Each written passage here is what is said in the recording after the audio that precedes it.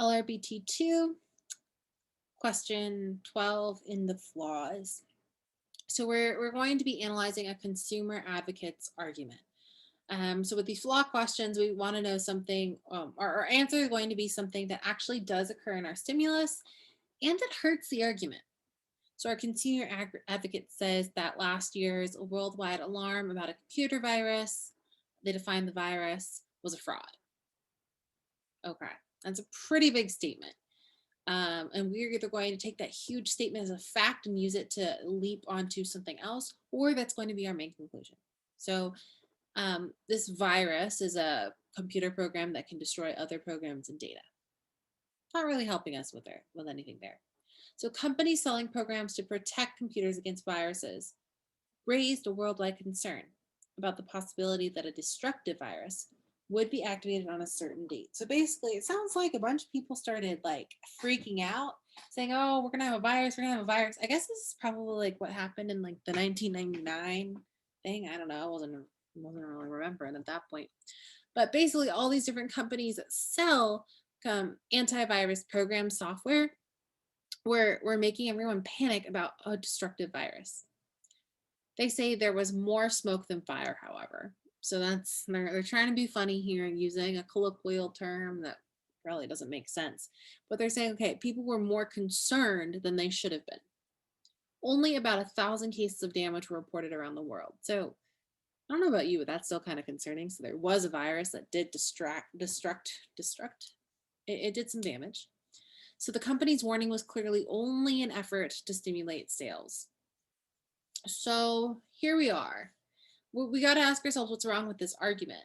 It's entirely possible that the companies were correct, and maybe if there wasn't that much destruction, maybe a bunch of people bought the software.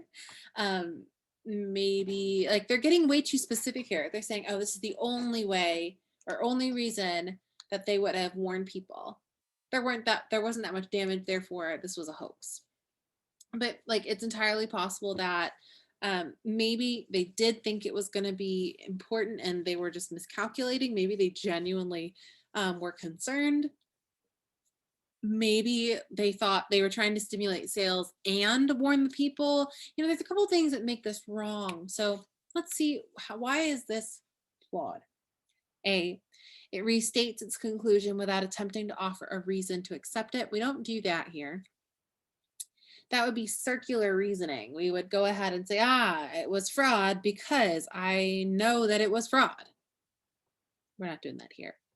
B, fails to acknowledge that antivirus programs might protect against viruses other than the particular one described.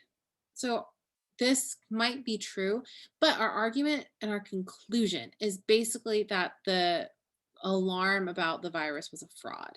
We have to remember that. This doesn't address our conclusion at all. So it's going to be incorrect. C, asserts that the occurrence of one event after another shows that the earlier event was the cause of the later one. We're not arguing cause and effect here. D, uses inflammatory language as a substitute for providing any evidence. So this might be what we call abuse ad hominem if it was attacking a person. It might be an appeal to character, trying to like make you feel riled up and get that nice like Les Miserables type, like, red and black feeling. We're not doing that here. They do give evidence and they've just interpreted it a certain way. E, overlooks the possibility that the protective steps taken did work. Okay, well, we anticipated that. And for many computers, prevented the virus from causing damage. So this does happen. The argument does overlook this. And we know that because if we were to plug that in, it would direct our argument, break it down to pieces and demolished. So that, we did overlook it. And then, the fact that we plugged it in, it did demolish it. It clearly does affect our argument. So this satisfies the two criteria for the right answer to a flaw question. And so E is going to be our best answer here.